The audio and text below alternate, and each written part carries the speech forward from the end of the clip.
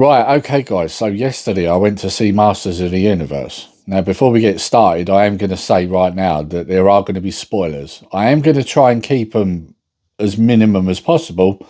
I will give a little bit of the plot away, but I'm not going to go into full detail. And then I'm obviously going to talk about the characters, etc., etc. So there will be some spoilers. So if you don't want it spoiled for you, switch off now. Come back to it after you've seen it. And I should add, you probably should go and see it, especially if you're a fan. But anyway, like I say, I've warned you, there are going to be some spoilers in here. Let's get on with the video. So, first thing, is this the best movie I've ever seen? No. Is it the worst movie I've ever seen? No. Basically, this is a feel-good popcorn movie. That's what I would say. It's actually a family movie. You could go and take your full family, your kids, even your missus would probably enjoy this. But I would say, for the most part, it's probably best for people who are fans of Masters of the Universe. I mean, I collect the figures. I have a lot of the cartoons on DVD. I am what you'd probably call a big fan of Masters of the Universe, or MOTU as we call it. So for me, this was, I wouldn't say perfect, but probably the best we've got so far in live action, or even best we've had in modern times. And I'll get on to that a little bit later on, what I'm talking about there. So like I say, as a fan, you probably would enjoy this. There probably are a few things that you could nitpick. I mean, it's by no means perfect. There are things that are slightly different to the cartoon, but I think most fans can probably look past that. So it's not bad. It's not a bad film. I'd probably give this like a 6, maybe a 7 out of 10. One thing I will say for sure, there is no messaging in here, which is good. There's no woke crap, there's no DEI bullshit. It is just a feel-good movie for the family. If you want to go along, be entertained, forget about how crap the real world is for a few hours, this is a perfect film for you. It's a feel-good movie. When you come out of it, you don't feel like you've been preached to. Now, they've done well with most of the characters, I would say, right? I mean, to name a few, Trapjaw, for example, I mean, he looks how you'd expect. In fact, I mean, I've got a Masterverse figure of him on my desk right here. And as you see him there, he pretty much does look like that in the film. I like what they've done with the arm. It's not like attachments. He's got like a kind of biomechanical thing going on where the weapons just change. He doesn't switch them out, which I thought was a nice change. But for the most part, he looks just like what you just saw there. And I've just knocked my camera, that's typical. He looks like what you see there. He looks like Trapjaw. And I'd say that's the case with most of the characters. I mean, Ram Man's pretty close. I mean, I would say like the guy's not quite as wide as you'd expect. But in saying that, I don't think anyone on Earth is really as wide as Ram Man in the cartoon, are they? So that was always going to be a hard one. Fisto, he pretty much looks how you'd expect him to look. Roboto's a little bit different because Roboto is literally just a robot. You know, he's like a kind of battle droid sort of thing. And I say he in the cartoons, but she in the film. So they have swapped that. But one thing I will say is that they've not swapped it just to bung a female in there like they do with a lot of this modern stuff. They have actually thought it through, and it actually works really well. I didn't mind that at all. The change to a female voice was perfectly fine with me. I was happy with that, and for the most part, acts like Roboto would do. So I didn't see any problems there. Beastman, great. I thought looked really good. Obviously CGI, but looked how you'd expect. Not like you've seen him in other iterations, like the '87 movie. Doesn't really look like Beastman in my opinion, whereas this one does. You could quite clearly tell it was him. Who else have we got in there? And as I'm saying this, there'll be pictures coming up. Sorceress, yep. And this was another thing I should add. It was nice to see some beautiful looking women in a film. You know, in recent times, for some reason, we seem to keep getting women that are beautiful in real life that are made to look quite ugly in these films, whereas in this film, that's not the case at all.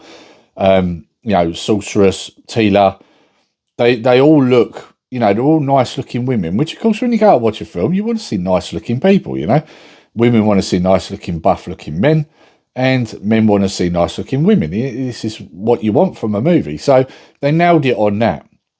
Now, on the thing of Taylor, she is a strong female lead, but not in a bad sense, not how you'd expect from modern movies these days. It's actually been done the right way, the way you'd expect it to be, the way it would have been in the cartoons. As we know, Taylor in the cartoons saves Prince Adam on several occasions. She obviously was trained by her dad, who's man at arms. She's very formidable. She is a strong female. And also, at the same time in the cartoon, she's made to look, quite feminine looking, quite beautiful looking. And they've done all of this with the character. There are a couple of scenes in the film where she does literally save Adam's ass a couple of times. But it's not done in a way where it's to belittle him in any way. It's been done in a way where, well, the right way, the way it should be, the way the character should be. So I was happy with that too. Man at Arms, Idris Elba nails it. I thought he was really good as Man at Arms, especially a bit later on when you see him a bit downtrodden. And again, this is not like modern movies where they've got to make a strong lead look stupid. No, it makes sense in the story. He's downtrodden, he's down on his luck, he's a drunk, and there's a reason for that. I'm not going to spoil really why that is, but there is a reason, and it works very well for the character, and I think Idris Elba really pulls it off. As we go through, there's other characters that you would have seen, and like I said, there'll be pictures coming up while I'm talking about this. You've got Spycore in there. Probably the closest you could kind of get that character in live action, I suppose. Karg is there, who of course was in the 87 movie. Obviously looks a little bit different, but pretty much the same. Who else have we got in there? I'm trying to think if I'm forgetting any bad guys. Right, so Evil Lyn. Right, I was disappointed with Evil Lyn. For me, didn't seem like Evil Lyn. And there's several factors to this. In fact, my son, he actually leant over to me at one point. He's 17. He leant over to me and he said, Dad, he said, she's a shit actor. And he doesn't really know much about MOTU. So it was interesting to hear him say that because I was already thinking this. It was kind of taking me out of the film a little bit because she looked like Evil Lyn, but she didn't act like her. Now, one of the things I was disappointed with Evil Lyn is that she is a strong female, right? She is basically Skeletor's right-hand woman, right? She's kind of like the evil version of Teela in a lot of ways. But I didn't feel like you ever really felt that. And in fact, when you watch the film, she kind of looks a bit sort of downtrodden and I suppose not tortured, but she's put in her place by Skeletor a lot. She's made to look quite weak. She ends up looking a bit like his punching bag, One of the things they did get right with her is that obviously in the cartoons, if things got a little rough, she'd just skip on out and leave Skeletor to it. You still get that. So, there's still that side of it. But yeah, for the most part, although she looked like her, she didn't act like her. So I was quite disappointed. Now, He-Man, I thought he did a pretty good job. And I'm actually really impressed actually with the actor because obviously before he started doing this film, he was quite a skinny guy. And he put on a lot of bulk for this film. And it's pretty impressive. I mean, the thing with this character is, because a lot of people are saying he's too skinny, right? If you look at the way he's designed, he actually looks probably more like the 200X figure range or cartoon version of him that came out in the early 2000s, which was a more slender, toned looking He-Man. And he does look like that, even down to his armor and all that sort of stuff. The straps on the armor and that all looks very 200X. So I think that's what they were going for there, rather than the square, bulky look of the original cartoon. And it works. It works perfectly fine. And I would say that they've done the same with Skeletor as well. So, and what I liked also with him is that they still did the Adam sort of bumbling around sort of guy like he was in the cartoon. Only it's a little bit different how they've done it. In the cartoon, Adam bumbles around so that people don't know he's He-Man. It's a little bit different in the film, and I don't really want to spoil why, but there is a reason why he's bumbling around. Like I say, I will get into a little bit of the plot, but I don't want to ruin it too much. Right, and then we get to Skeletor. Now, Skeletor was the one I was worried about the most because I always like my villains. And it's probably because villains in films are the most interesting characters, right? And he, for me, definitely pulled it off. And I should also add, the other reason I was worried was because it's Jared Leto. I like to call Jared Leto killer of franchises because quite often when he pops up in something, it doesn't do very well. I mean, Morbius is a good example. I could name others. Joker, when he played Joker in Suicide Squad, literally the worst version of Joker we've ever seen on film. Although saying that, is that true when you look at Joker Part 2? I don't know, maybe. But anyway, yeah, he was good, very good. Has he got the squeaky voice like the cartoon? No. But he has got the mannerisms and he does act like him. And he is also like sadistically comical at times as well, which is all the sort of things you'd expect from Skeletor. I just think he did a really good job with the role. And for the most part, looks like him too. Obviously, it's not the yellow skull in the hood like we used to. It's the skull with the red eyes, but I actually kind of like that. And again, looked proper ripped looking. You definitely feel threat from Skeletor. You don't feel that he's just like a comical idiot. You feel like he is, although camp, like the cartoon, he is camp. I should add that. Although camp, he does come across like a genuine threat. You'd look at him and think, now this guy could snap any second. And you get impressions of that throughout the film. And the voice as well, although deeper, has been done really well. So Jared Leto did really good. He played this role really well. And I'm happy to say that because I've been bashing Jared Leto for years. And I'm finally glad that he's found a role that he's really good at. And I thought he came across really well in the film. Now, like I say, I am looking at notes because I've got some notes there. I don't want to miss anything out. So, vehicles. Yes, I forget the name of the vehicle that Taylor's got because it's very similar to a vehicle we had in the toy range and the cartoons, where it had like a kind of eagle beak on the front of it. It does look a little different, but again, I think they've done the best job they could do with something live action. I mean, it's got to look like something that's workable in the universe. And I think they did a good job with that as well. It does look the case.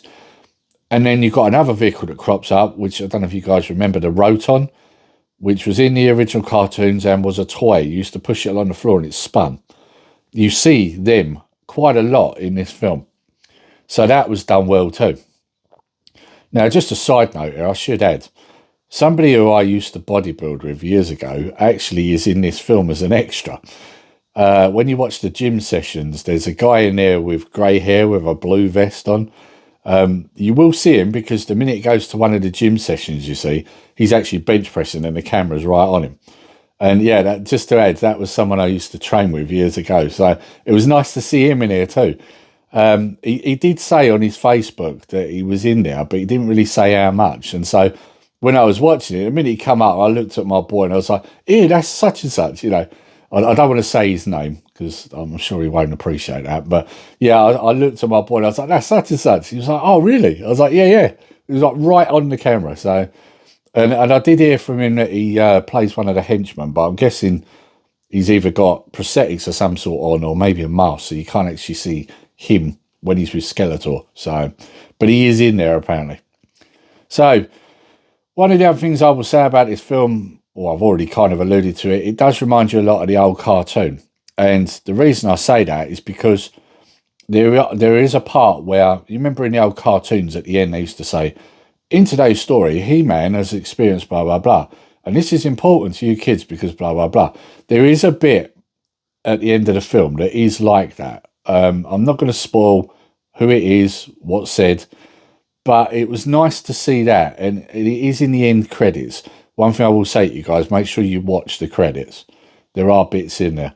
But I liked that because when I saw it, I was instantly reminded of when I was a kid watching the cartoon because that was how like things were taught to kids back then. It wasn't done in the way they do it now, where it's all very woke and all that. Like it was done in a right way, to appeal to kids to teach them. And it was nice to see that put back in there. And there's quite a few bits in here that were like that. I mean, a lot of things in there reminded you of the original cartoon. Like, for example, there is a part at one near the end where you actually hear the main theme start to come in. And I liked that. It was only just very slight, but I was like, oh, that's nice. They've kept that in there. But the other music throughout the film, which is superb, is Brian May. And you even hear a Queen song at one point where they start playing Princes of the Universe. And although that's in Highlander, that song, and it's now in this, it was interesting because it instantly reminded me of Flash Gordon because of the type of film it was now in, if that makes sense. And of course, Queen did the soundtrack to Flash Gordon.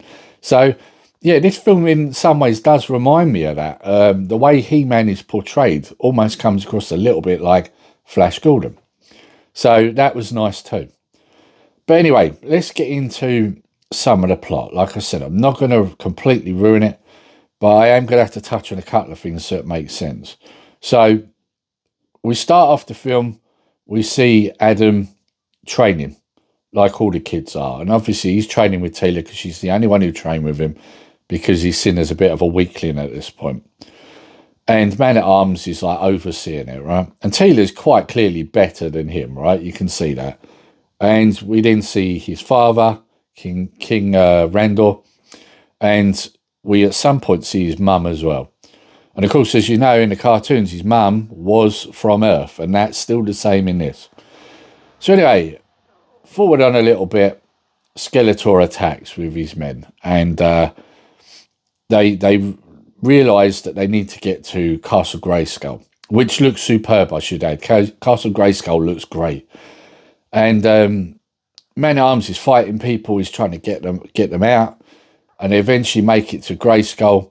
Man-at-Arms gets a bit of a battering from Trapjaw. Great, and I should add, fight scenes in this are great, they're perfect. And eventually what happens is I'll cut to the chase here. What happens is the Sword of Power obviously is in Grayskull, and Sorcerer says we need to get rid of this, we can't allow Skeletor to get hold of it.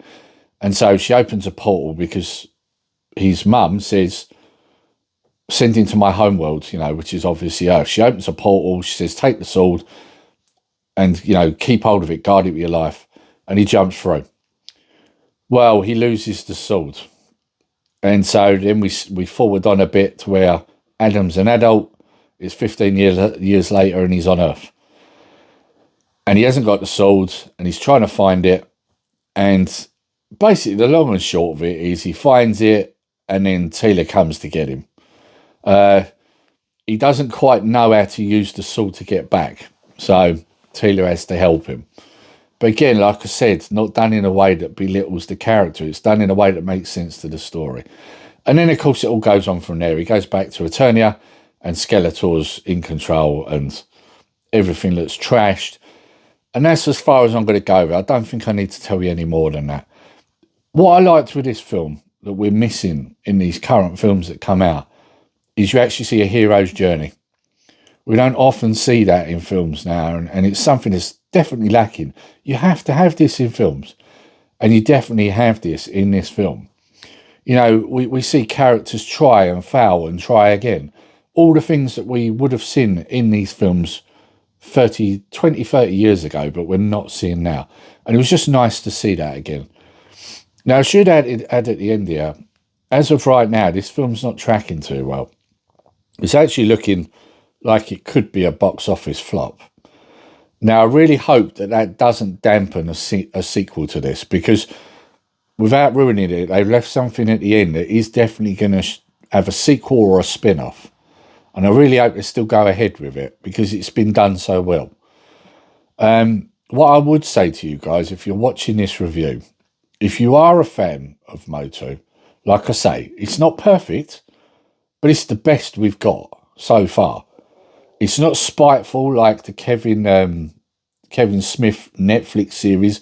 It's not spiteful. It doesn't replace He-Man with Taylor. It doesn't belittle him. It doesn't do any of that. It does it all in the right way. Like I say, the only things that aren't perfect is, you know, the Adam He-Man, how he is. Like in the cartoon, it's very different. In the cartoon, no one knows other than Man-at-Arms. Nobody knows he's He-Man. Whereas in this, they do. So It's very different, but it's done in a way that makes sense. That's all I've got to say on that. But what I would say is support this film, guys. I think we should. It's not a film that's out there to preach to you. It's not a film out there to be spiteful and ruin it for the fans. It's been done with the best of intentions, I would say, and it deserves to do well. So what I would say is, guys, if you're a little bit curious, just go and watch it. Are there a lot of jokes like Marvel humour in here? Yes. Does it all fall? No. Some of it does fall flat, but then in other places it is quite funny. Some of them are adult themed jokes, but they will go over your kids' heads, don't worry, because there is a joke about Ram Man, and he's like, why'd you call me Ram Man? He says, because you ram people, and he pulls a face, and then he's like, and you're Fisto, and he's like, Fisto? And he's like, yeah, because you like to fist people. So there are jokes that are adult themes that we would get and laugh at, but will go over kids' heads, so there's nothing offensive in there. There is the odd swear word in there. I think you hear shit a couple of times, but it's nothing too bad. And of course, it is a 12A in the UK, so that kind of accounts for it. But yeah, anyway, back to my point. We need to support this film. It's been done with the best of intentions. It's definitely the best Master of the Universe we've had so far. And yeah, it needs all the help it can get, I think. I really hope it does get a sequel. It is done by Amazon, so you never know. They might do a sequel regardless if they've made money. I mean, they're still cranking out Rings of Power, and that's lost loads of money and it's a load of trash. So I'd like to think that with this, they'll keep going. Oh, and I should also add, there is a cameo from Dolph Lundgren in a gym session, which I thought was nice. It was nice to see him just appear next to him while he's training. That was good too. But anyway, guys, I've rambled on long enough. Is it a perfect movie? No. Is it the best we got? Yes. Is it a feel-good popcorn movie you can take your families to? Yes. I would say, like I say, I'd give it a 6 or 7 out of 10. It's by no means perfect, but it's not awful either. It was just an enjoyable film.